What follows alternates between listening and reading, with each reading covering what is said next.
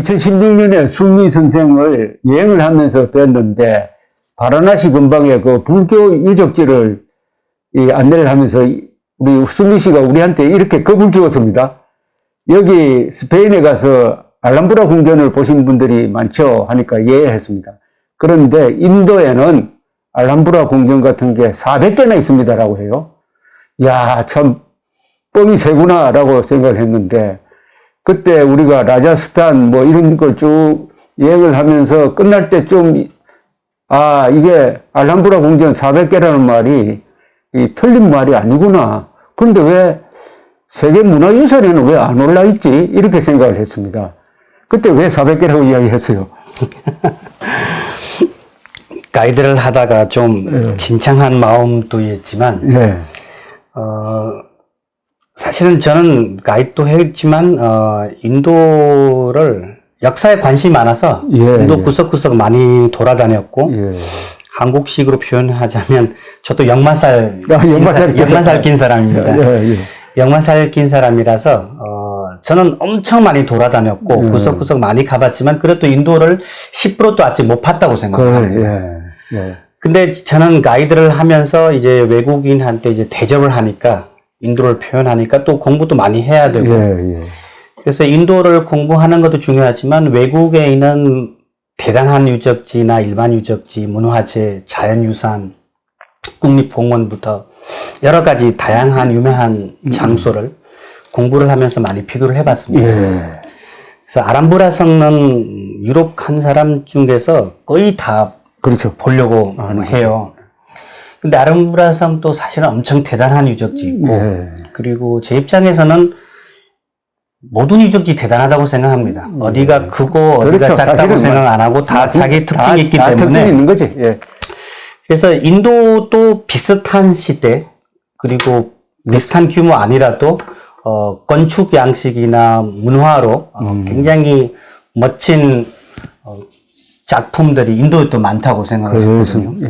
근데 저희 또 인터넷에 검색하고 직접 또 가보고 공부하다 보니까 이 고성이라는 것은 한국에서는 사실 유럽을 따지면 캐셜을 많이 얘기하지만 인도는 팔레스하고 고성을 많이 생각해요. 영어로 말하면 포트하고 팔레스라는 거는 굉장히 많습니다. 팔레스는 궁전이고 포트는 요새란 개념인데. 그런데 인도는 16세기, 17세기 거의 200년 동안 아마 전쟁이 가장 많았어요. 그래요? 가장 무갈 제국인데?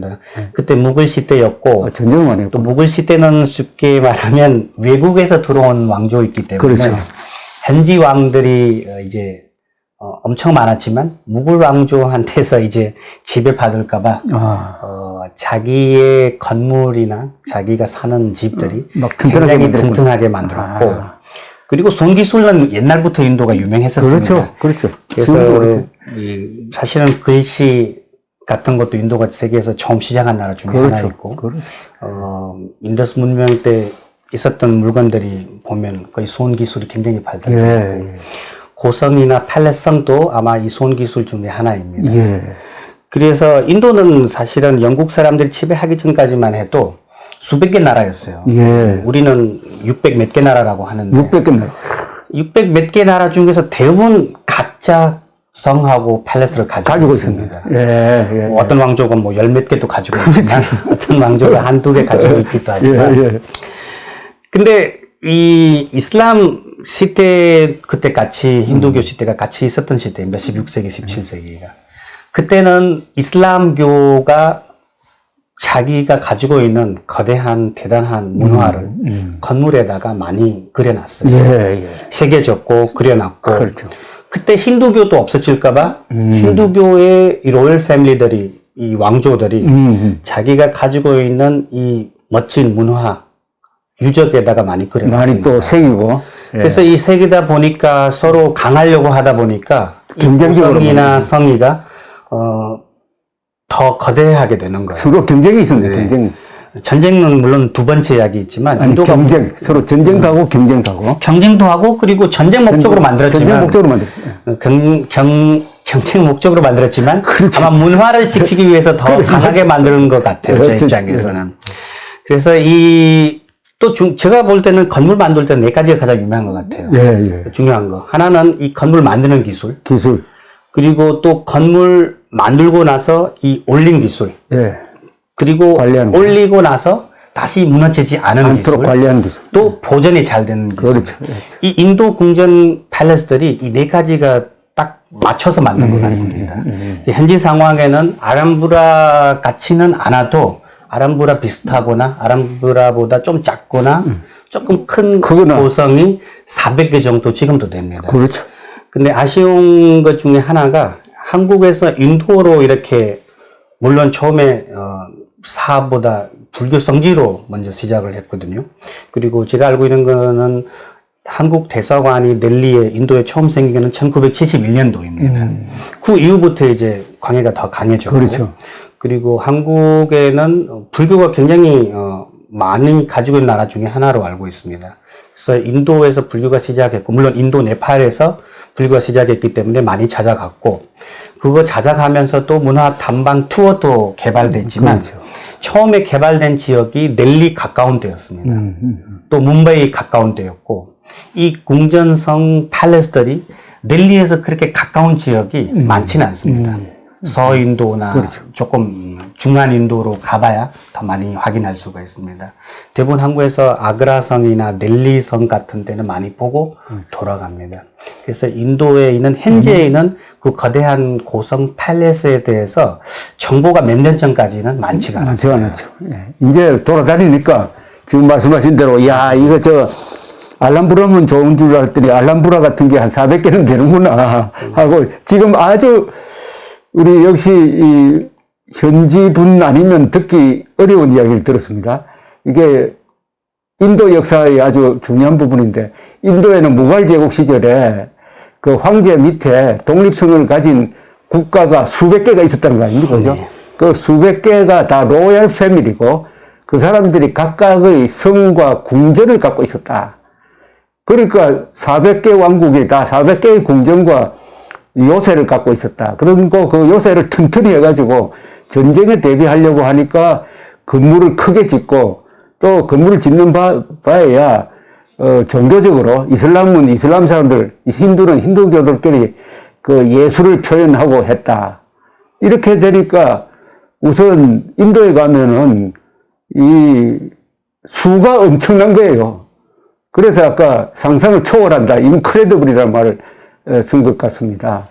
무갈 제국 이야기인데, 무갈 제국 이야기는 나중에 뭐 별도로 이야기를 드렸지만은, 무갈이라 하면은 이게 이란 말로 몽골이란 뜻이에요. 몽골 제국이란 뜻입니다. 그 지배 민족이 징기스칸의 후손임을 자부하는 사람들이 우즈베키스탄에서 아프가니스탄에서 다시 북인도로 내려와가지고 인도를 거의 통일을 해가지고 한 200년 이상 다스리면서 타지마을 같은 것을 만든 무갈 제국은 1700년의 인구조사에 의하면은 인구가 1억 5천이었습니다. 당시에 청나라의 인구가 1억 2천만이었어요. 그러니까 당시에 1700년에 세계에서 가장 큰 제국은 무갈 제국이었습니다. 그 무갈 제국 시대에 이 작은 왕국이 수백 개가 있었다. 그 로얄 패밀리들이 그런데 나중에 인도가 공화국으로 독립하고 나서도 그 왕국이 그대로 있는 건 아니죠. 독립 이후부터는 그 로열 패밀리들이 많이 없어졌고, 근데 아직도 많은 로열 패밀리들이 재산은 그대로 가지고 재산 빼앗기지 않았어요? 재산 뺏긴 것도 있지만 재산을 지금 개인적으로 쓰고 있는 집도 많습니다. 주로 호텔을 바꿉니까? 재단이나 협회나 호텔로 바꿨거든요. 그리고 살고 있는 집은 이 재단으로 만들거나 협회로 만들었기 때문에 이렇게 나라에서 뺏기진 않습니다. 그리고 하나 더 추가하고 싶은 거는 이 무굴 제국을 우리가 나중에 자세하게 얘기를 하겠지만 무굴 제국의 5대 왕 사자한이라고 합니다. 사자한이라고 합니다. 사자는 왕이 되고 나서 이름 있고 원래 왕자였을 때는 쿠람이라고 합니다. 쿠람 왕이나 사자한 왕 시대 때 세계 경제가 24% 정도는 중국이 관리하고 있었어요. 그래서 세계 1등 경제였죠. 청나라. 네. 이 사자한 시대 때 처음으로 중국 넘어와서 세계 1등 경제될 때가 이 무굴 시대입니다. 그러니까 경제 규모가 제일 컸다는 겁니다. 그때 25%까지 올라갔던. 그리고 세계 경제 GDP의 25%를 차지한 적이 있었다 이겁니다. 네. 대단합니다. 그리고 그래서 제가 여기 오기 전에 세계문화유산, 유네스코 세계문화유산에 어느 나라가 지금 제일 많이 등록되어 있느냐, 이 랭킹을 한번 찾아봤습니다. 지금까지는 계속 이탈리아가 1등을 하다가 요새 중국이 올라왔어요. 중국이 세계문화유산에 막 올리려고 노력을 합니다. 현재 이탈리아와 중국이 공동 1등입니다. 55개. 그 다음이 스페인 48개. 그 다음이 4등입니다. 4등이 이게 또 독일입니다. 46개. 그 다음이 프랑스 45개. 인도입니다. 인도가 6번째. 인도가 38개. 그 다음이 멕시코가 35개. 영국이 32개. 러시아가 29개. 미국이 24개. 이란이 24개. 이렇습니다. 근데 금년간에 인도가 아마 저 중국 밑에까지 쫙 올라갈 것 같은데, 근데 인도 분들 유네스코 문화유산 올리려고 노력합니까? 지금 많이 노력하고 있습니다. 지금 현재 정부가, 모디 총리 정부가, 관광 쪽으로 신경 많이 쓰고 있다고 합니다. 그 몇 년 만에 지금 추가가 많이 됐습니다. 그리고 대기하는 것도 굉장히 많고, 인도 유네스코가 처음 갔을 때가 1983년도입니다. 그렇게, 1983년. 유네스코 미팅이 9번째 미팅이었거든요. 초기네. 그래서 인도가 다른 나라에 비해서 늦게 시작됐다고 생각하셔도 됩니다. 늦게 시작했네. 예. 근데 2004년 이후부터 갑자기 많이 이제 추가됐고, 그래서 아마 몇 년 만에 많이 될 거라고 우리가 믿습니다. 인도는 이게, 넓게 보면 오리엔트라고 할 수 있는데, 이 건물은 석조 건물이 많습니다. 그러니까 중국과 다르고, 일본과는 더 다르고, 석조인데, 주로 샌드스톤 아닙니까? 인도에. 인도 샌드스톤 많이 나오죠. 많죠. 많이 나오는데. 붉은색 샌드스톤. 또 색깔대로도 나오긴 합니다. 보통 분홍색 색깔이나 붉은색이 많이 나오고. 근데 유적지를 우리가 따지다 보니까 남인도는 대부분 화가감입니다. 화가감입니까? 남인도는 화가감. 화가감 있고, 그리고 남인도에 지금 현재 있는 거대한 유적들이, 그 당시에, 그때 만든 시대 때 힌두 사원로 대부분 많이 사용을 했고, 북인도에 있는 유적지들이 사원도 있고, 아까 말씀드린 것처럼 우리 고성 팰리스도 있고, 그리고 17세기 이후부터 대리석을 사용을 했습니다. 대리석이 인도에서 나옵니까? 예, 현재 많이 나옵니다. 나오는 거야. 그러니까 대리석, 근데 타지마할은 대리석이죠? 타지마할 대리석 있고, 대리석 종류도 굉장히 많습니다. 인도에서 가장 고급 대리석 나오는 지역이 서인도 지역입니다. 아까 말씀 시작하실 때 라자스탄 지역을 말씀드렸는데, 라자스탄 지역이 면적으로 인도에서 가장 큰 주입니다. 그 주는 몇 년 전까지만 해도 그렇게 농산물이 많이 안 나오는 주였습니다. 근데 좋은 정부가 사람의 현지 노력으로 농산물이 요새 많이 나옵니다. 근데 100년, 200년 전 이야기를 하자면 그 지역은 거의 사막이었어요. 다르 사막이라고 합니다. 현재 인도하고 파키스탄 사이에 있고, 그리고 그 지역은 아라블리 산맥도 있어요. 아라블리 산맥 면적도 굉장히 큰 면적인데, 이 아라블리 산맥에서 세계에서 가장 고급 대리석 나옵니다. 그 마카라나 대리석이라고 하는데, 그 사이에 거의 90% 이상은 사암도 나옵니다. 그래서 그 사암은 인도 정부에서도 많이 지금 쓰고 있고, 옛날 역사의 왕들도 가장 많이 쓰고. 그 사암이니까 라자스탄 가면 건물이 붉은색이 많대요. 네. 붉으스름한 색깔이, 또 땅도 붉으스름하잖아요. 그죠? 라자스탄이. 그 라자스탄은 사진을 찍으면 색감이 아주 독특하죠. 라자스탄 지역이 규모가 엄청 큽니다. 면적이 너무 크기 때문에 현지의 여러 도시가 색깔대로 있습니다. 색깔대로. 라자스탄 주의 주도가 자이풀인데, 자이풀은 핑크시티를. 핑크시티. 근데 핑크시티는 칠했기 때문에 핑크 색깔이라고 하지만, 현지에 거기 핑크 컬러, 분홍색, 붉은색, 그리고 베이지색 사암도 많이 나오는 지역이고, 자이풀에서 조금 밑으로 내려가면 우데이푸라는 지역인데 우데이푸도 화이트 시티라고 해요. 예, 화이트 시티. 화이트 시티라고 하는데 우데이푸. 여기 대부분 도시가 화이트색이나 약간 크림 컬러로 돼 있고 또 자이풀에서 서쪽 가게 되면 블루시티라는 도시도 있어요. 블루시티도 있어요. 네, 블루시티도 있고 블루시티도 블루 색깔 톨이 나오진 않습니다. 집이 다 블루 컬러로 거기 또 고대 도시가 있고 신도시가 있고 고대 도시들이 블루 컬러로 칠했기 때문에 블루 색깔 도시 블루시티로 또 표현을 합니다. 또 마지막 끝에 자이살메르라는 도시가 있습니다. 요새 사람들이 아라비안 나이트 도시로도 표현을 많이 해요.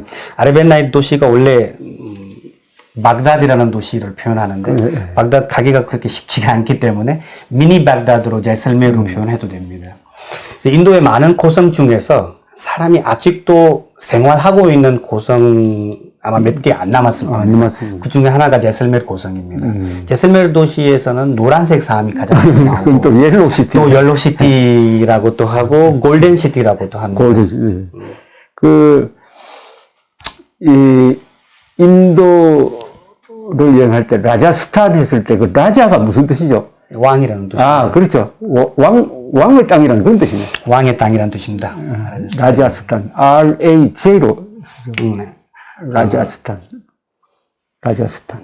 그래서 인도에 가면은 계속 로얄 패밀리 하는 말이 나오는데 보통 나라 같으면 로얄이 보통 왕이 한 사람인데 여기 제일 로얄. 아, 그래서 아까 설명드렸던 대로 무갈제국 시절에 왕국이 인도는 수백 개의 왕국이 있었다. 요걸 딱 머리에 넣어놓으면은 인도를 이해하는데 상당히 이렇게 도움이 될 거라고 생각을 합니다. 자, 이제 본격적으로 우리 순미 선생이 타지마할보다도 더 좋아한다는 엘로라 석굴 이야기를 좀 하겠습니다. 왜 엘로라 석굴을 그렇게 높게 평가하죠? 사실은 컴퓨터 요새 세상이 너무 좁아졌어요. 뭐 원하면 컴퓨터를 치면 다 나오니까 한국에서 인도를 치면 가장 먼저 찾는 유적지가 타지마할이에요. 그렇죠. 타지마할 정보도 많고 이렇게 가기도 쉽고. 근데 정말 어려운 지역에 있는 대단한 유적들이 많은데 사실 저는 여러 지역을 소개해주고 싶은데 시간이 짧기 때문에 엘로라 석굴로 해볼까 생각을 합니다. 엘로라 석굴이 물론 저는 전 세계는 안 가봤지만 가이드를 하기 위해서 동역 번역을 하기 위해서 세계 역사를 공부하다 보니까 많은 유적들이 비교하게 되고 그리고 인도에서도 저는 많은 유적들이 가봤는데 우리 선생님이나 교수님이나 고고학자들이랑 이렇게 짧은 시간 일도 같이 해봤는데 엘로라 석굴이 제 인생의 가장 거대한 유적으로 느꼈어요. 타지마할 저는 사실은 500번 이상 가봤지만 500번 이상 가봤습니다. 500번. 타지마할은 정말 아름답고 거대하고 네, 그렇죠. 칠대 불가사에 들어가는 유적만큼 멋진 건물입니다. 근데 영화 만들 때 이런 거 있잖아요. 배우하고 가수하고 화면에 잘 보이고 아주 인기가 많고 근데 그 멋진 영화 자랑했던 카메라 뒤에 있는 사람이나 감독 같은 사람이 그렇게 많이 유명하지가 않습니다. 그렇죠. 인도 유적 중에서도 엘로라가 그런 유적입니다. 감독 같은 영화, 좋은 영화의 감독과 같은. 그리고 또 또 저는 여행에 관심이 너무 많습니다. 그래서 한국에서도 저는 뭐 구석구석 많이 가보려고 해요. 처음에 왔을 때 사람들이 경주를 꼭 가보자고 해서 저도 경주 몇 번 갔다 왔고 여러 지역 가면서 경주에 있는 석굴암이나 불국사 아주 거대한 유적으로 물론 우리 인도에서 타지마할 자랑하는 만큼 한국에서 가장 자랑하는 유적지 같습니다. 가보니까 정말 아름답고 멋지고 거대한 느낌이 느껴봤는데 역사를 자세하게 저는 모르지만 아마 석굴암도 발세기라고 한 것 같은데 아마 인터넷에 한번 검색해 봐야 되겠어요. 맞습니다. 발세기 맞습니까? 8세기 작품이에요. 발세기 통일신라 8세기. 그리고 엘로라 석굴도 사실은 기원 후 600년도에서 거의 1000년도 사이에 만든 석굴들입니다. 통일신라 시기하고 똑같습니다. 석굴 한 개도 아니고 여러 석굴이 있기 때문에 그 전체를 설명하는 것보다 대표적인 석굴 하나 설명하려고 합니다. 그래서 발세기하고 둘 다 비교도 하고 그렇죠. 인도가 어떻게 발세기에 지나가고 있는데 한국에 뭐 했는지 그거를 그래서 엘로라 석굴이 제일 먼저 생각이 났습니다. 엘로라 석굴보다 그 위치에 대해서 그 지리에 대해서 말씀드리겠습니다. 서남인도에 마라스트라라는 주가 있어요. 마라스트라 주는 주로 데칸 공원 속에 있기 때문에 유명하고 전 세계적으로 그 주의 주도 뭄바이가 인도에서 가장 경제 도시이기 때문에 또 유명합니다. 뭄바이에서 북동쪽에 한 350km 정도 가게 되면 이 엘로라 석굴과 위치를 가지고 있습니다. 우리 교과서에서 공부할 때 원래 역사 공부할 때는 이 데칸 고원 속에 석굴이 거의 1200개 정도 지금까지 발견이 됐습니다. 근데 그 1200개는 다 각자 역사도 있고 각자 문화도 있고 사실은 기술이나 미술적으로도 대단한 건 무지 많습니다. 아마 수백 개 정도 돼요. 근데 유네스코에 먼저 들어간 석굴이 아잔타 석굴하고 엘로라 석굴 두 개는 가장 먼저 떠요. 아잔타 석굴은 한국 사람들이 많이 가봤을 겁니다. 불교 석굴이 있기 때문에. 근데 아잔타 석굴하고 엘로라 석굴은 서로 이렇게 100km 정도 떨어져 있지만 엘로라 석굴은 현지에 한 100개 정도 석굴이 있다고 하는데 근데 그 중에서 일반 사람이나 들어가서 구경할 수 있는 석굴이 34개. 34개. 그 34개 석굴은 딱 한 시대에 만든 거 아니고 600년도에서 1000년도 거의 400년 동안 공사를 했습니다. 공사한 것보다 건축을 했습니다. 근데 이 석굴이 서로 연결되어 있어서 서로 연결되어 있는 것보다 서로 붙어 있어요. 붙어 있구나. 관광 자리에서는 넘버가 있어요. 넘버대로 종교가 있습니다. 그래서 불교 석굴이 가장 먼저 생겼어요. 그 1번에서 12번까지. 그 12개 석굴인데 그 중에서 12번 석굴이나 10번 석굴이 굉장히 거대한 석굴입니다. 석굴을 한국에 있는 석굴 표현하고 중국의 석굴 표현하고 또 인도에 있는 석굴 표현하고 또 다릅니다. 다릅니까? 인도는 석굴이라는 것보다 석굴 사원이라는 말 많이 씁니다. 석굴 사원. 자기가 살기 위해서 만든 것보다 이렇게 뭐를 모시기 위해서 만든 석굴이 있고 물론 불교 시대가 시작하면 대승불교하고 소승불교 이 두 개 종파대로 석굴 양식도 다릅니다. 아무튼 제 엘로라 석굴에서 목적이 16번 석굴. 16번이 최고라면서요, 그래? 최고입니다.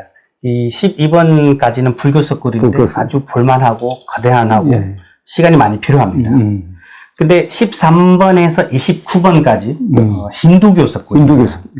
힌두교 석굴이 아마 가장 마지막에 생겼다고 합니다. 그 전체 석굴에서. 자이나교 석굴도 거기 있고 30번에서 34번까지 5개 석굴이 자이나교 종교에 관련된 석굴입니다.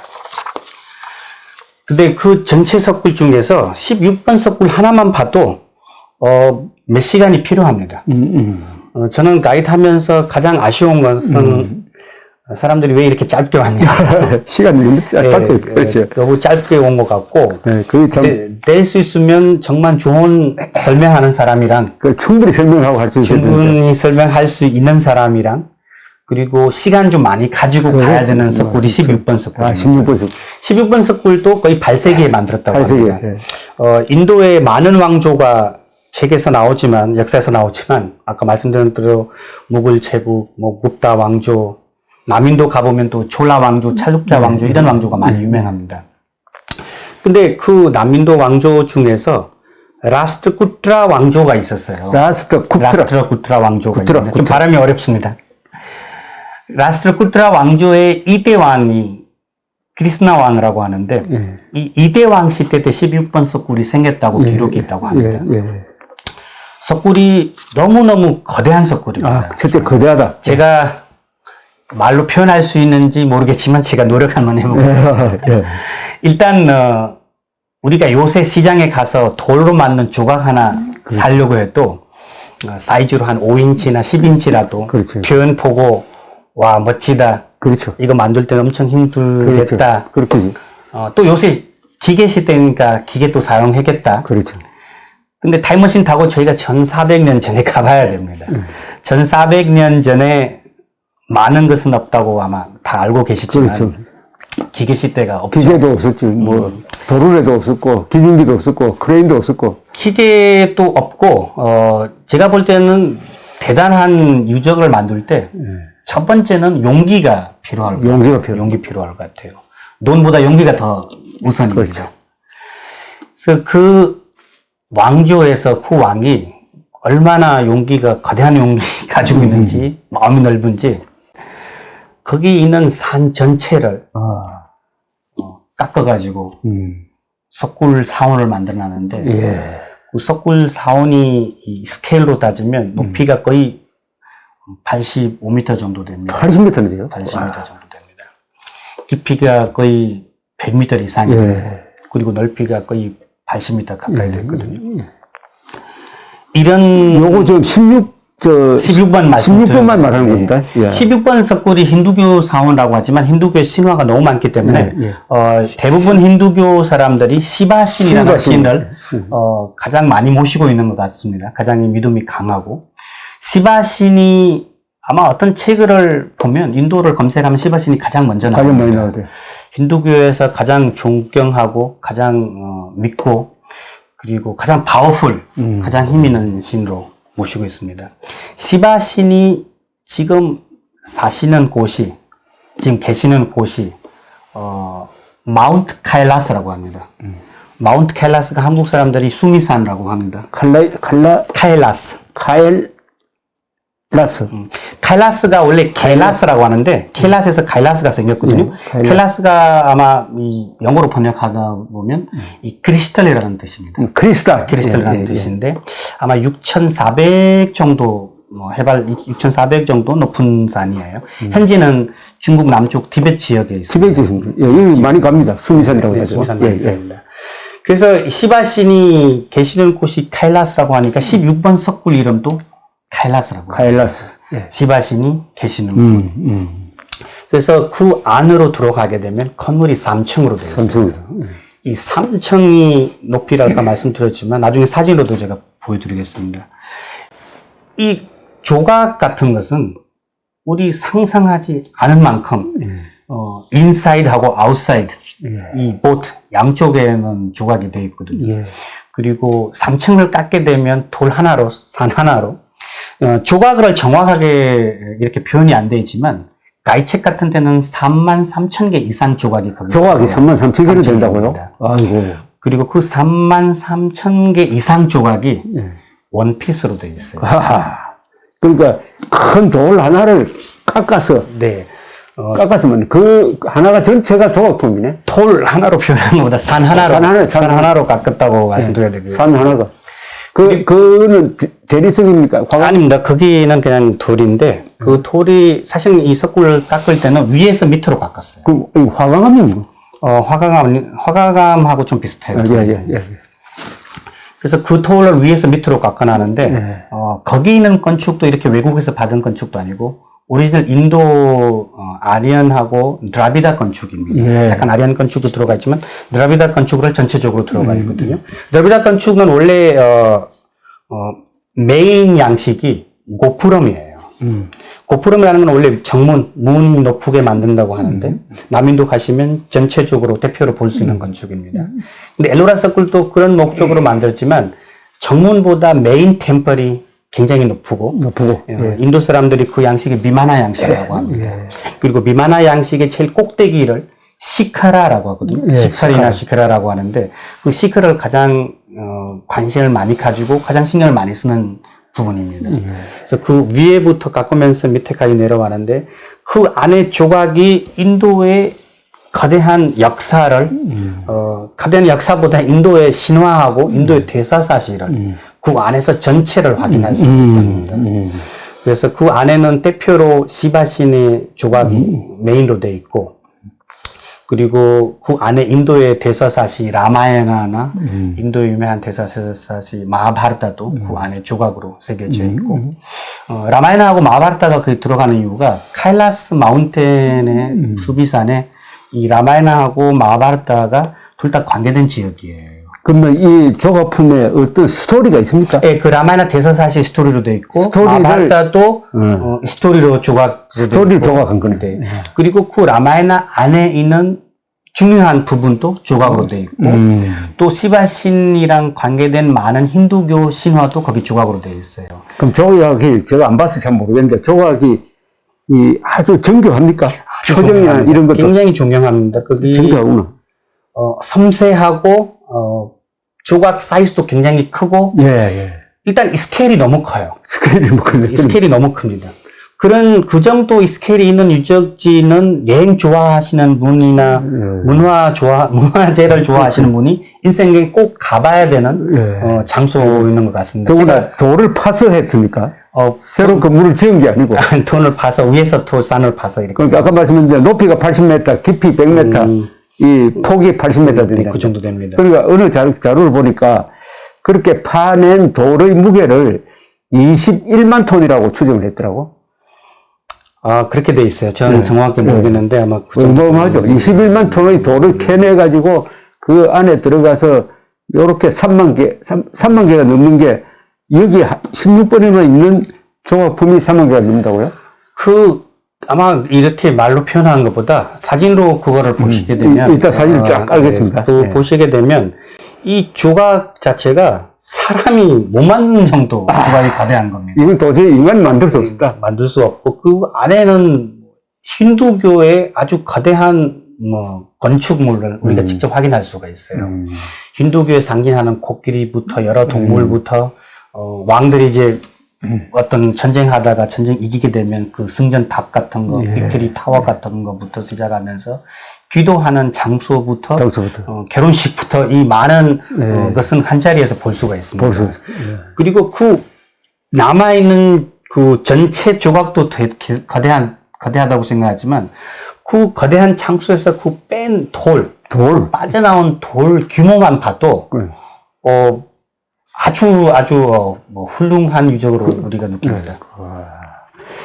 그런데 문제는 이 도저히 인간이 만들 수 없었다는 그 기준이 현재 우리가 가지고 있는 장비를 이용하더라도 도저히 만들 수 없다 이런 생각을 할 정도인데 그런 장비가 하나도 없었던 바로 8세기에 1300년 전에 만든 거니까 얼마나 대단하냐.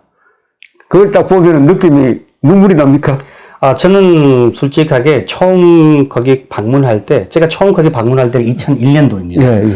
그때는 그냥 우리 친구들끼리 그리고 같이 일하는 사람끼리 거기 방문했는데, 그때 사실은 그렇게 문화재 역사에 대해서 관심도 없었습니다. 근데 아무 관심 없어도 자동으로 저절로 이렇게 눈물 나올 때가 있었어요.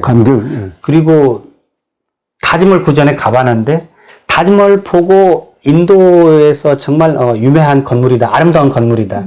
근데 엘로라 서쿨 16번 서쿨 보면서 제가 인도 사람으로 태어나는 거는 엄청 자랑스럽게 처음 느꼈어요. 자랑을 느꼈죠. 그리고 엘로라 서쿨이 그 전체 34개 서쿨 봐도 한마디로 엄청 거대하지만 16번 서쿨이 위에서 밑에까지 그 안에 하나하나 조각들이 인도의 미술 직접 확인, 직접 느낄 수 있는 장소 중에 하나입니다. 미술을 공부하는 분들이 꼭 가보면 좋겠어요. 거기는.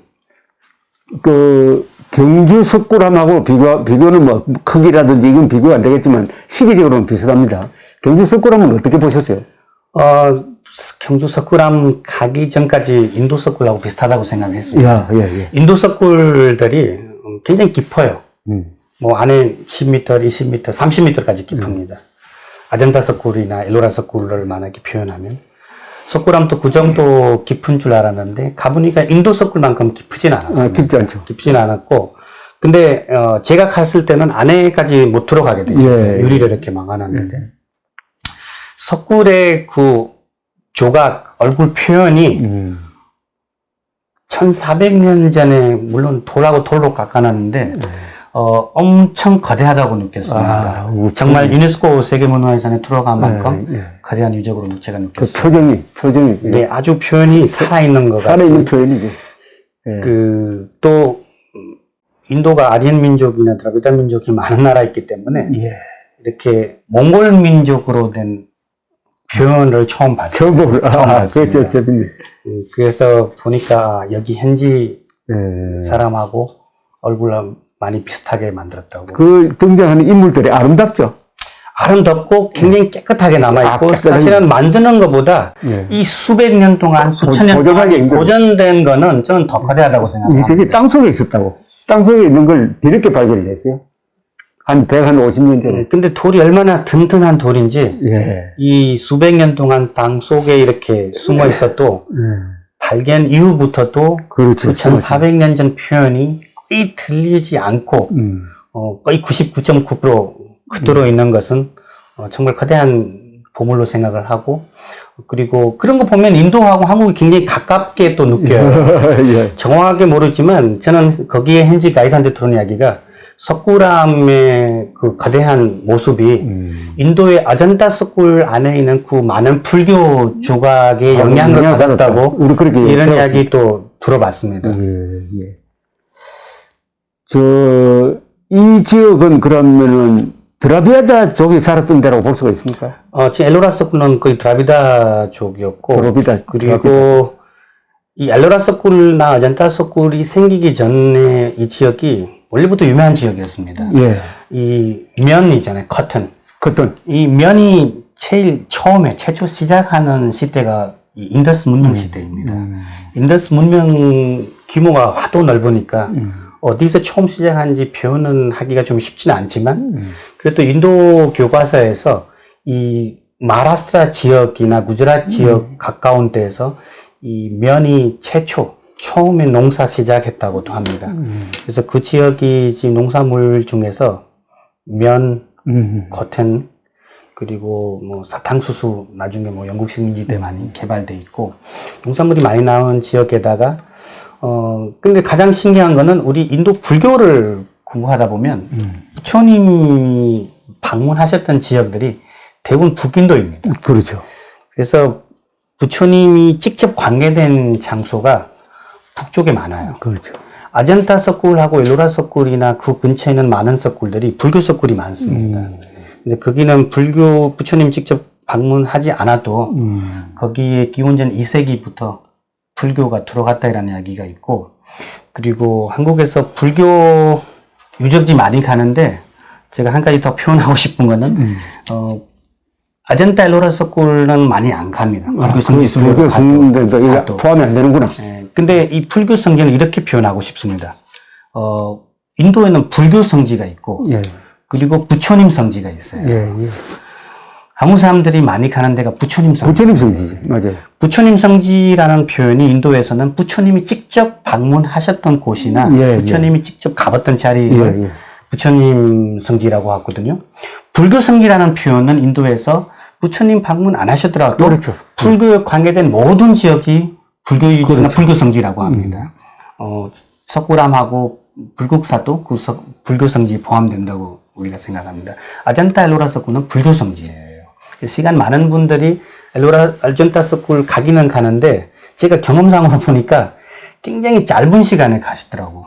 그래서 거기를 가서 이 문화재를 보는 것보다 잠깐 기도하고 담배하고 그리고 인증사진 찍고 그냥 아마 시간이 많지 않아서 사진 짧은 시간에 많이 찍어서 그럴 수 있는데 근데 저는 개인적으로는 뭐 시간이 많이 가져가면 많이 보는 것보다 그 거대한 장소에 시간을 많이 보내는 거 더 중요한 거죠. 그렇죠. 지금 좋은 말씀입니다. 그러면은 이 엘로라를 제대로 보려면은 막 하루를 잡는다. 엘로라 다른 거 다 집중력을 보려면 16번을 볼 때 하루 잡는다고 합시다. 네. 하루 잡으려면은 그 근방에 호텔을 잡아가지고 한 2, 3일 있으면서 아침에 와서도 보고 저녁에 와서도 보고 이래야 되겠는데 그 근방에 호텔이 있습니까? 그 근처에 호텔이 있기는 합니다. 근데 엘로라 석굴이 보통 유네스코 유적들이 인도에서는 1출에서 1몰까지만 볼 수 있어요. 엘로라 석굴도 포함되어 있는데 엘로라 석굴에서 거의 30km 정도 떨어지는 도시가 있어요. 그게 아우랑가바드라고 합니다. 아우랑가바드 도시가 마하라스트라 주에서 대도시예요. 거기 기차역도 크고 공항도 있고 델리나 뭄바이 같은 대도시에서 직항 비행기도 있습니다. 그럼 거기 숙소를 정하고 거기서 숙소를 정해서 거기서 차로 1시간 가게 되면 엘로라 석굴이 있는데 아침 먹고 엘로라 석굴 오전에 한번 보고 거기 현지에서 현지식으로 점심 먹고 하고 또 와서 보고 오후에 또 한번 보고 그거 좋겠네. 그리고 저 같은 경우에는 오전에는 이렇게 좀 시원할 때 현지 가이드를 통해서 설명 많이 듣고 많이 보고 점심 먹고 이제 자유로 스스로 자기가 느껴보고 자기가 보고 사진 찍고 그 장소에서 시간 보내는 거 더 많이 느낄 수 있어요. 아주 좋은 이야기 해 주셨습니다. 어떤 걸 즐길 때, 제일 처음에는 가이드 설명을 쭉 듣고, 그 다음에 한참 있다가 자기가 조금 정리를 해가지고 다시 가서 자기의 눈으로 보는 거.